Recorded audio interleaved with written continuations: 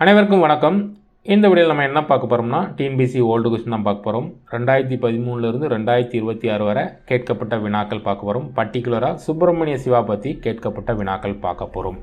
வினாக்கள் பார்க்குறதுக்கு முன்னால் உங்களை எல்லாக்கிட்டையும் ஒரு சாரி கேட்டுக்கிறேன். ஏன்னு பார்த்தீங்கன்னா நம்ம தொடர்ந்து வீடியோஸ் போடலை.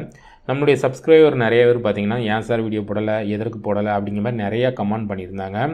ஸோ அவங்களுக்கு நம்ம ஈவன் ஒரு ரிப்ளை கூட பண்ணலை. அதற்கு தான் இந்த சாரி. ஓகேவா? இனிமேல் தொடர்ந்து வீடியோக்கள் வரும். ஸோ இன்றைக்கி பார்த்திங்கன்னா சுப்பிரமணிய சிவா பற்றி பார்க்க போகிறோம். இனிமேல் அடுத்து என்னென்ன வீடியோ மேக் பண்ணலாம் அப்படிங்கிறத ஒரு சஜஷனாக நீங்கள் மறக்காமல் கமெண்ட் பண்ணிடுங்க. அந்த டாப்பிக்கில் இருந்து முடிஞ்சளவு நாங்கள் வீடியோஸ் மேக் பண்ணுறோம். ஓகேவா?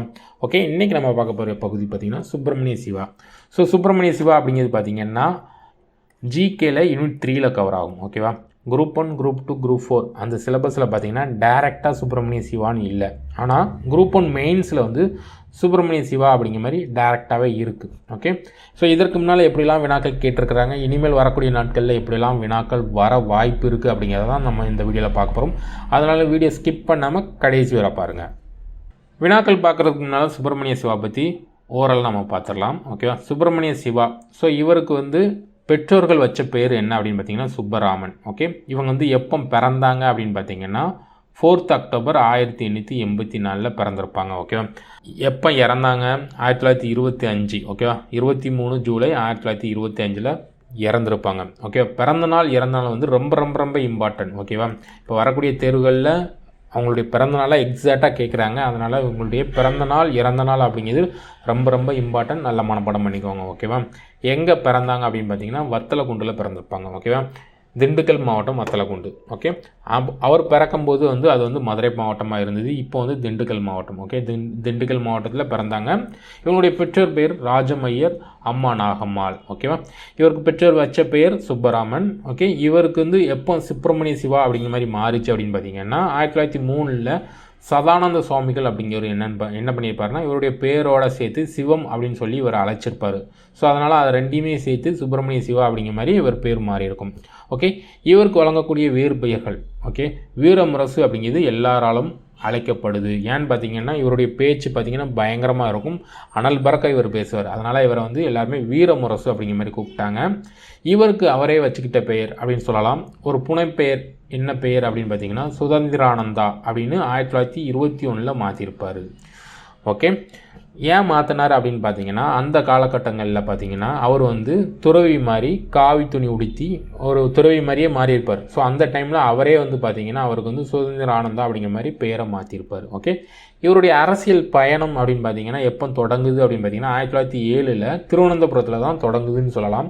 என்ன பண்ணியிருப்பாருன்னா தர்ம பரிபாலன சமாஜம் ரொம்ப ரொம்ப இம்பார்ட்டன்ட். தர்ம பரிபாலன சமாஜத்தை தொடங்குனது யாருன்னு கேட்கலாம், எந்த ஆண்டுன்னு கேட்கலாம், எங்கே அப்படிங்கிற மாதிரி கேட்கலாம். ஸோ அங்கே தான் இவருடைய அரசியல் பயணம் தொடங்கிச்சு. ஓகேவா? இவர் பிறந்தது வத்தலக்குண்டு. திருவனந்தபுரத்துக்கு ஏன் போனார் அப்படிங்கிற மாதிரி அதுக்கு ஒரு சின்ன வரலாறு இருக்குது. என்ன வரலாறு அப்படின்னு பார்த்தீங்கன்னா இவருடைய கல்விகள் பற்றி தெரிஞ்சுக்கிட்டிங்கன்னா, அதாவது எங்கெல்லாம் கல்வி பயின்றார் அப்படின்னு தெரிஞ்சுக்கிட்டிங்கன்னா அந்த திருவனந்தபுரம் அப்படிங்கிறது மைண்டில் நின்றோம். ஓகேவா? ஃபர்ஸ்ட் இவர் பார்த்தீங்கன்னா இவருடைய தொடக்க கல்வி இல்லைனா ஆரம்ப கல்வி பார்த்தீங்கன்னா திண்ணைப்பள்ளி. ஓகே, அவங்க ஊர் பக்கத்துலேயே தான் அவர் திண்ணைப்பள்ளியில் தான் படிச்சிருப்பார். ஸோ அதுக்கப்புறமா மதுரையில் இருக்கக்கூடிய சேதுபதி. ஓகேவா? சேதுபதி ஸ்கூலில் படிச்சிருப்பார். ஓகே, இந்த சேதுபதி ஸ்கூல் பற்றி நிறைய பேர் கேள்விப்பட்டிருப்பீங்க. அங்கே தான் பாரதியார் ஒர்க் பண்ணியிருப்பார். ஓகே, சேதுபதி பள்ளியில் இவர் உயர்கல்வியை படித்தார்.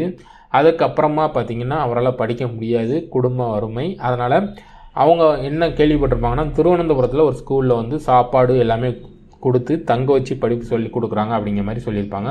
ஸோ அதனால தான் அவர் மதுரை, அதாவது வத்தலக்குண்டிலேருந்து திருவனந்தபுரத்துக்கு போயிருப்பார். ஓகேவா? ஸோ அங்கே போய் அங்கே கல்வி பயின்றிருப்பார். அங்கே தான் இந்த சதானந்த சுவாமிகளை மீட் பண்ணியிருப்பார். அவர் தான் அந்த இடத்துல வச்சு இவருக்கு சிவம் அப்படிங்கிற பேரை ஆட் பண்ணியிருப்பார். ஸோ அதனால தான் அவர் திருவனந்தபுரத்தில் தர்ம பரிபாலன சமாஜத்தை தொடங்கியிருப்பார். ஓகே, அது மட்டும் இல்லாமல் கல்வியில் இன்னொரு விஷயம் என்னென்னா கோவையில் படிச்சிருப்பார். அதாவது காலேஜை கோவையில் படிச்சிருப்பார். ஓகே, இனிமேல் வினாக்கள் பார்க்கலாம். வினாக்கள் வடிவில் அவரை பற்றி எக்ஸ்ட்ரா டீட்டெயில்ஸ் தெரிஞ்சுக்கலாம். ஓகேவா? முதல் வினா, பட்டியல் 1ஐ பட்டியல் 2உடன் பொருத்தி கீழே உள்ள தொகுப்பில் இருந்து சரியான விடையை தெரிவு செய்க. பட்டியல் 1ல் என்ன கொடுத்துருக்குறாங்க? சுதந்திர போராட்ட வீரர்கள் கொடுத்துருக்குறாங்க. பட்டியல் 2ல் அவங்க பிறந்த இடம். ஓகே, செண்பகராமன் எங்கே பிறந்திருப்பாங்க? நாஞ்சில் நாடு. ஓகே, மாடசாமி அப்படிங்கிறவங்க எங்கே பிறந்திருப்பாங்க அப்படின்னு பார்த்தீங்கன்னா ஒட்டப்பிடாரத்தில் பிறந்திருப்பாங்க. வாஞ்சிநாதன் செங்கோட்டையில் பிறந்திருப்பாங்க. சுப்பிரமணிய சிவா நம்ம ஆல்ரெடி பார்த்தாச்சு, எங்கே பிறந்திருப்பாங்க? திண்டுக்கல் மாவட்டம் வத்தலகுண்டில் பிறந்திருப்பாங்க. ஓகே, எந்த ஆண்டு 1884 பிறந்திருப்பாங்க. ஓகேவா? ஸோ அப்படின்னு மேட்ச் பண்ணிங்கன்னா ஆப்ஷன் ஏ. ஓகே, 3, 4, 1, 2 சரியான விடை. ஓகே, அடுத்ததான் இரண்டாவது வினா. 1908ஆம் ஆண்டு சுப்பிரமணிய சிவா தமிழ்நாட்டில் உள்ள தூத்துக்குடியில் போராட்டத்திற்கு பிரச்சாரம் செய்தார். அதாவது கொஸ்டினே தப்பாக கேட்டிருக்கிறாங்க. அதாவது எந்த மாதம் எந்த காலகட்டம் அப்படிங்கிற மாதிரி கேட்டிருக்கணும். எந்த காலகட்டங்களில் வந்து போராட்டத்திற்கு பிரச்சாரம் செய்தார் அப்படிங்கிற மாதிரி கேட்டிருக்கிறாங்க. ஸோ இதற்கான ஆன்சர் பார்த்தீங்கன்னா பிப்ரவரி, மார்ச். ஓகேவா? அதாவது பிப்ரவரி லாஸ்ட்டு, மார்ச் ஃபஸ்ட்டில் வந்து இவங்க வந்து போராட்டம் பண்ணியிருப்பாங்க. ஓகே, தூத்துக்குடியில் எதற்கு போராட்டம் பண்ணாங்க அப்படின்னு பார்த்தீங்கன்னா கோரல் மில் ஸ்ட்ரைக்குன்னு சொல்லக்கூடிய அங்கே கோரல் மில்லில் ஒர்க் பண்ணுற தொழிலாளர்களுக்கு சப்போர்ட் பண்ணி வஉசியோட சேர்ந்து, ஓகே முக்கியமான விஷயம், வஉசியோட சேர்ந்து இவர் போராட்டம் பண்ணியிருப்பார். ஓகே, அதாவது வஉசி வந்து தான் இந்த போராட்டம் கோரல் மில் ஸ்ட்ரைக் வந்து ஸ்டார்ட் பண்ணியிருப்பார். பட் ஆனால் அவருக்கு வந்து ஒரு நல்ல பேச்சாளர் தேவைப்படுவார். அந்த காலகட்டங்களில் சுப்பிரமணிய சிவா என்ன பண்ணியிருப்பாருன்னா ஊராக நடந்து போயிருப்பார். அந்த காலகட்டங்களில் அவர் வந்து தூத்துக்குடிக்கு வரும்போது தான் சுப்பிரமணிய சிவா வந்து வஉசியை மீட் பண்ணுவாங்க. ஸோ அப்போ மீட் பண்ணி இப்படி ஒரு போராட்டம் இருக்குது, இப்படி ஒரு ஸ்ட்ரைக் நடத்திக்கிட்டு இருக்கும், அதற்கு உங்களுடைய சப்போர்ட் வேணும் அப்படிங்கிற மாதிரி வஉசி வந்து சுப்பிரமணிய சிவாட்ட கேட்டிருப்பாங்க. அதற்கப்புறம் தான் சுப்பிரமணிய சிவா வந்து வஉசியோட சேர்ந்து ஒரு நட்பாகி அதற்கப்புறமா இந்த போராட்டத்தில் ஈடுபட்டிருப்பார். எந்த காலகட்டம் அப்படின்னு எக்ஸாக்டாக சொல்லணும்னா பிப்ரவரி 27. ஓகே, பிப்ரவரி 27, 1908 வந்து கோரல் மில் ஸ்ட்ரைக். ஓகே, அது மார்ச் 1 வரை தொடரும். பர்டிகுலராக பார்த்தீங்கன்னா மார்ச் 9 வஉசியும் சுப்பிரமணிய சிவாவும் சேர்ந்து சுதேசி தினம் அப்படிங்கிற மாதிரி ஒரு தினத்தையும் கொண்டாடியிருப்பாங்க. அது முக்கியமான விஷயம் என்ன அப்படின்னு பார்த்தீங்கன்னா மார்ச் 9 வந்து வஉசியும் சுப்பிரமணிய சிவாவும் சேர்ந்து பிபின் சந்திரபால் விடுதலையை வந்து சுதேசி தினம் அப்படின்னு கொண்டாடியிருப்பாங்க. ரொம்ப ரொம்ப இம்பார்ட்டண்டானது. ஸோ அதுவுமே வினாக்களில் இருக்குது, நம்ம பார்க்கலாம். ஓகேவா? ஓகே, இந்த வினாக்கு பொறுத்தளவில் பிப்ரவரி, மார்ச் காலகட்டங்களில் வந்து இவங்க வந்து போராட்டத்தில் ஈடுபட்டிருப்பாங்க. ஸோ அதற்கப்புறமா கைது பண்ணியிருப்பாங்க மார்ச் மாதத்தில். ஓகே, எப்போ கைது பண்ணியிருப்பாங்கன்னா மார்ச் 12 வந்து 2 பேரையுமே கைது பண்ணியிருப்பாங்க. அதாவது அரசாங்க ராஜதுரோக வழக்கு. ஓகேவா? அப்படிங்கிற மாதிரி ஒரு வழக்கு போட்டு 2 பேரையுமே கைது பண்ணியிருப்பாங்க. ஓகே, அடுத்த வினா பார்க்கலாம். ஆல்ரெடி நம்ம பார்த்தது தான். 1908 திருநெல்வேலியில் நடைபெற்ற கழகத்திற்கு வஉசிக்கு உதவியாக இருந்தவர். ஓகேவா? திருநெல்வேலி கழகம். ஓகே, அதற்கு உதவியாக இருந்தவர். அங்கே தான் வந்து அந்த தாமிரபரணி மீட்டிங் அப்படிங்கிற மாதிரி மீட்டிங் நடக்கும். அங்கே தான் அந்த சுதேசி தினத்தை கொண்டாடுவாங்க. ஸோ இதற்கு நம்ம ஆல்ரெடி சொன்ன மாதிரி வஉசிக்கு வந்து ரொம்ப உதவியாக இருந்தவர் யாருன்னு பார்த்தீங்கன்னா சுப்பிரமணிய சிவா. அடுத்த வினா. இந்த வினா தான் போன குரூப் 1ல் கேட்டிருந்தாங்க. ஒரு ஸ்டேட்மெண்ட்டாக கொடுத்துருந்தாங்க. இந்த ஸ்டேட்மெண்ட் பார்த்தீங்கன்னா புத்தகத்துலேயும் இல்லை, வெளியிலையும் தேடி பார்த்தேன், எனக்கு கிடைக்கல. உங்களுக்கு யாருக்காவது இந்த ஸ்டேட்மெண்ட் எந்த புத்தகத்தில் இருக்குது, இல்லைனா ஏதாவது ஒரு வெப்சைட்டில் இருந்தால் அதோட லிங்க்கை வந்து மறக்காமல் நம்ம கமெண்டில் கொடுங்க. அது மட்டும் இல்லாமல் உங்களுக்கு இதே மாதிரி ஒரு ஸ்டேட்மெண்ட், அதாவது சுப்பிரமணிய சிவா ரிலேட்டடாக நம்ம அந்த கொஸ்டினில் டிஸ்கஸ் பண்ணுறதை தாண்டி உங்களுக்கு ஏதாவது தெரியும்னா மறக்காமல் கமெண்ட் பண்ணுங்கள். ஏன்னு பார்த்தீங்கன்னா அடுத்து யாராவது படிக்கிறவங்களுக்கு இல்லைனா நீங்களே ரிவிஷன் பண்ணும்போது அந்த கமெண்ட்டை பார்த்தீங்கன்னா உங்களுக்கே உதவியாக இருக்கும். அதனால் சுப்பிரமணிய சிவா அவங்க ரிலேட்டடாக நாம் ஏதாவது சொல்ல மறந்துருந்தோம், இல்லைனா உங்களுக்கு எக்ஸ்ட்ரா ஸ்டேட்மெண்ட் தெரிஞ்சுதுன்னா மறக்காமல் கமெண்ட் பண்ணிடுங்க. ஓகேவா? இந்த ஸ்டேட்மெண்ட் பார்க்கலாம். ரத்தம் சிந்தாமல் எதுவும் செய்ய முடியாது. ஜப்பான் 20,000 வீரர்களை தியாகம் செய்ய தயாராக இருந்தது. ரஷ்யாவை வென்றது. 15 கோடி இந்தியர்கள் இதை செய்தால் சுயராஜ்யம் கிடைக்கும் என்று கூறிய நபரை அடையாளம் காணவும். இந்த ஸ்டேட்மெண்ட் சொன்னது சுப்பிரமணிய சிவா. ஓகே, அதாவது என்ன சொல்லியிருக்காருன்னா ஜப்பான் ஒரு சின்ன நாடாக இருந்தாலும் சரி ரஷ்யாவை ஈஸியாக பிடிச்சிட்டு, ஏன்னு பார்த்தீங்கன்னா அவங்க வந்து உயிரை கொடுக்கறதுக்கு ரெடியாக இருந்தாங்க. ஸோ அதேமாதிரி நாம் வந்து 15 கோடி பேர் இருக்கோம், நாமளும் இதேமாரி தியாகம் செய்ய ரெடியாக இருந்தோம்னா ஈஸியாக நம்மளுக்கு சுயராஜ்யம் கிடைச்சிரும் அப்படின்னு சொன்னது யார் அப்படின்னு பார்த்தீங்கன்னா சுப்பிரமணிய சிவா. ஓகே, அடுத்த வினா பார்க்கலாம். பாரத ஆசிரமத்தை நிறுவியவர் யாருன்னு கேட்டிருக்கிறாங்க. ஸோ இதற்கான ஆன்சர் பார்த்தீங்கன்னா சுப்பிரமணிய சிவா. ஓகே, இந்த பாரத ஆசிரமம் இல்லைனா சில இடங்களில் பாரதி ஆசிரமம் அப்படிங்கிற மாதிரி இருக்கும். இந்த ஆசிரமத்தை எங்கே நிறுவியிருப்பார் அப்படின்னு பார்த்தீங்கன்னா தருமபுரியில் பாப்பாரப்பட்டி அப்படிங்கக்கூடிய இடத்துல நிறுவியிருப்பார். நம்ம ஆல்ரெடி பார்த்தோம் தர்ம பரிபாலன சமாஜம் அப்படிங்கிறது திருவனந்தபுரத்தில் வந்து நிறுவியிருப்பார். அதேமாதிரி பார்த்திங்கன்னா இங்கே வந்து தருமபுரியில் பாப்பாரப்பட்டியில் கிட்டத்தட்ட 6 ஏக்கர் நிலம் வாங்கி அந்த இடத்த பேரே மாற்றிருப்பார். எப்படி மாற்றிருப்பார் அப்படின்னு பார்த்தீங்கன்னா பாரதபுரம் மாற்றி அங்கே வந்து ஒரு பாரத ஆசிரமத்தை நிறுவியிருப்பார். ஓகே, இங்கே வந்து என்ன பண்ணியிருப்பார் அப்படின்னு பார்த்தீங்கன்னா பாரத தாய்க்கு வந்து ஒரு கோயில் கட்டணும் அப்படிங்கிற மாதிரி பண்ணியிருப்பார். ஸோ அந்த கோயிலுக்கான அடிக்கலை நாட்டினவர், முக்கியமான விஷயம், இந்த கோயிலுக்கான அடிக்கலை நாட்டினது யார் அப்படின்னு பார்த்தீங்கன்னா சித்தரஞ்சன் தாஸ். ஓகே, சித்தரஞ்சன் தாஸ் தான் வந்து அந்த கோயிலுக்கு அடிக்கல் நாட்டியிருப்பார். ஆனால் இவர் அந்த ஆசிரமம் நிறுவிப்பார். பட் ஆனால் அந்த பாரத தாய்க்கான அதாவது பாரத மாதா சிலையை வந்து நிறுவியிருக்க மாட்டார். அது வந்து ரீசெண்டாக தான் அந்த சிலையை நிறுவியிருப்பாங்க. ஓகேவா? அங்கே ஆசிரமம் இருந்தது. அங்கே வந்து இளைஞர்களை கூப்பிட்டு வந்து பாரதியாரோட பாடல்களை படிக்க வச்சு தேசப்பற்றை வந்து அவங்க மனசுக்குள்ளே வரணும் அப்படிங்கிறதுக்காக இந்த ஆசிரமத்தை நிறுவியிருப்பார். எங்கே? பாப்பாரப்பட்டி. முக்கியமான விஷயம் பாப்பாரப்பட்டி. ஓகே, அடுத்த வினா, சரியாக பொருந்தியுள்ளவற்றை தேர்வு செய்க. ஒரு சைடில் தலைவர்கள் கொடுத்துருக்காங்க, இன்னொரு சைடு அவங்க தொடர்பான விஷயங்கள் கொடுத்துருக்குறாங்க. ஓகேவா? ராஜாஜி சக்கரவர்த்தி திருமகன் அப்படிங்கக்கூடிய புத்தகத்தை எழுதினாரா அப்படின்னு கேட்டிங்கன்னா எழுதினார். ஓகேவா? அடுத்தது சுப்பிரமணிய சிவா பிரபஞ்சமித்திரன் அப்படிங்கக்கூடிய ஒரு வார இதழை தொடங்கியிருப்பார். எந்த காலகட்டம்? முக்கியமான விஷயம் 1916. ஓகேவா? இது மட்டும் கிடையாது, 1913 வந்து இவர் ஞானபானு ஓகே அப்படிங்கக்கூடிய ஒரு மாத இதழை தொடங்கியிருப்பார். இது மாத இதழ், இது வந்து வார இதழ். ரொம்ப ரொம்ப இம்பார்ட்டன்ட். ஞானபானு. ஓகேவா? இதுவுமே ரொம்ப ரொம்ப இம்பார்ட்டன்ட், வரக்கூடிய தேர்வில் கேட்கலாம். ஞானபானு அப்படிங்கக்கூடிய மாத இதழை தொடங்கினவர் சுப்பிரமணிய சிவா. ஓகே, அதுக்கப்புறமா பாரதியார் கடவுள் ஒருவரே, இந்த ஸ்டேட்மெண்ட் தவறு. வஉசி மெய்யறிவு அப்படிங்கக்கூடிய புத்தகத்தை எழுதினாரா அப்படின்னு பார்த்தீங்கன்னா கரெக்ட். ஓகேவா? அப்படின்னு பார்த்தீங்கன்னா 1, 2, 4 சரி. ஆப்ஷன் பி சரியானது. ஓகே, அடுத்த வினா, கீழ்கண்ட கூற்றுகளில் சுப்பிரமணிய சிவாவை பற்றி தவறான கூற்று எதுன்னு கேட்டிருக்கிறாங்க. ஓகே, இந்த வினாவே தவறு. ஏன்னு பார்த்தீங்கன்னா இங்கிலீஷில் படிங்க. அதாவது which one of the statement is கரெக்ட்னு கேட்டிருக்கிறாங்க. அதாவது சரியான கூற்றுன்னு தான் கேட்டிருக்கிறாங்க. இவங்க டிரான்ஸ்லேட் பண்ணும்போது தவறு பண்ணிட்டாங்க. ஓகேவா? அதாவது எதெல்லாம் சரி அப்படிங்கிற மாதிரி கேட்டிருக்கிறாங்க. ஓகே, முதல் கூற்று, சுப்பிரமணிய சிவா தர்ம பரிபாலன சமாஜம் என்ற அமைப்பை திருவனந்தபுரத்தில் ஏற்படுத்தினார். ஓகே, எந்த ஆண்டு அப்படின்னு பார்த்தீங்கன்னா 1906, 1907 அந்த காலகட்டங்களில். ஓகேவா? அதுக்கப்புறமா இவர் தூத்துக்குடி கோரல் மில் வேலை நிறுத்தத்தில் கலந்து கொண்டார். இது கரெக்டு. எந்த டேட் அப்படின்னு பார்த்தீங்கன்னா பிப்ரவரி. ஓகேவா? பிப்ரவரி 27, 1908.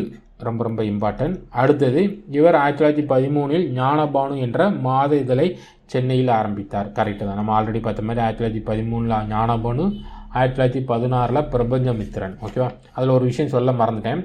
பிரபஞ்சமித்திரன் அப்படிங்கிற பத்திரிகையில் அவர் வந்து நாரதர். ஓகேவா? நாரதர் அப்படிங்கிற பேரில் வந்து எழுதியிருப்பார். ஓகே, அதாவது அவருடைய புனப்பெயர் அப்படின்னு சொல்லலாம். இல்லைனா அந்த பத்திரிகையில் நாரதர் அப்படிங்கிற மாதிரி அந்த பேரில் வந்து எழுதியிருப்பார். இவர் பாரத ஆசிரமம் என்ற அமைப்பை 1921 காரைக்குடியில் ஆரம்பித்தார். அப்படிங்கிறது தவறு. காரைக்குடி கிடையாது, பாப்பாரப்பட்டி, தருமபுரி மாவட்டம் பாப்பாரப்பட்டியில் ஆரம்பிச்சிருப்பார். அப்படின்னு பார்த்தீங்கன்னா முதல் 3மே சரி, 4வது தவறு. 1, 2, 3 சரி, 4 தவறு. அடுத்த வினா, பின்வருவனவற்றில் சரியாக பொருந்திய இணைகளை தேர்ந்தெடுக்க. ஓகேவா? ஒரு சைடில் வந்து தலைவர்கள் கொடுத்துருக்குறாங்க, இன்னொன்று அவங்களுடைய தொடர்பான அமைப்புகள் கொடுத்துருக்குறாங்க. ஓகேவா? தர்மாலயம் அப்படிங்கக்கூடிய அமைப்பை தொடங்கினது யாருன்னு பார்த்தீங்கன்னா வி சுப்பிரமணியம். பாரத மாதா சங்கத்தை தொடங்கினது நீலகண்ட பிரம்மச்சாரி. ஓகேவா? ஓகே, நம்ம ஆல்ரெடி பார்த்துருப்போம், பாரத ஆசிரமமும் பார்த்துருப்போம். ஓகேவா? பாப்பாரப்பட்டியில் பாரத ஆசிரமத்தை தொடங்கினது சுப்பிரமணிய சிவா. அதை வந்து பாரத ஆசிரமம்னு சொல்லுவாங்க, இல்லைனா பாரதி ஆசிரமம்னு சொல்லுவாங்க. ஓகேவா? இந்த பாரதி ஆசிரமத்தை தொடங்கினது சுப்பிரமணிய சிவா.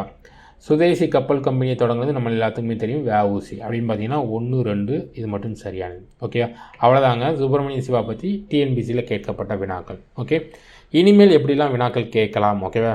ஏன்னா இதுவரை வினாக்கள் பார்த்தாச்சு. இனிமேல் எதெல்லாம் கேட்க வாய்ப்புகள் இருக்குன்னா, அவருடைய ஞானபானு நம்ம ஆல்ரெடி பார்த்த மாதிரி 1913 தொடங்கின ஞானபானு பத்திரிகை பற்றி கேட்கலாம். இல்லைனா பிரபஞ்சமித்திரன் 1916 தொடங்கின பிரபஞ்சமித்திரன். ஸோ அதில் அவருடைய புனைப்பெயர் என்ன அப்படின்னு பார்த்தீங்கன்னா நாரதர். ஓகே, இதெல்லாம் கேட்க வாய்ப்புகள் இருக்குது.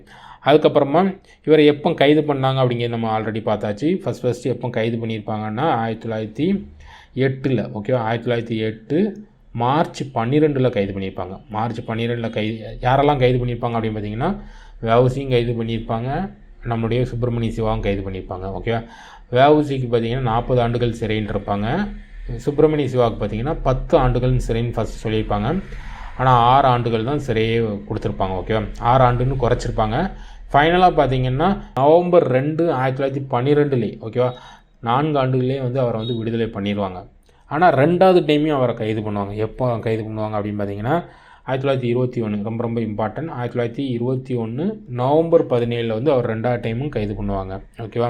அதுக்கப்புறமா இவர் 1920 வந்து காங்கிரஸ், ஓகேவா, காங்கிரஸ் கல்கத்தாவில் நடந்த காங்கிரஸ் மாநாட்டில் வந்து பிரதிநிதியாக கலந்து கொண்டிருப்பார். ஓகேவா? அதை கேட்க வாய்ப்புகள் இருக்குது.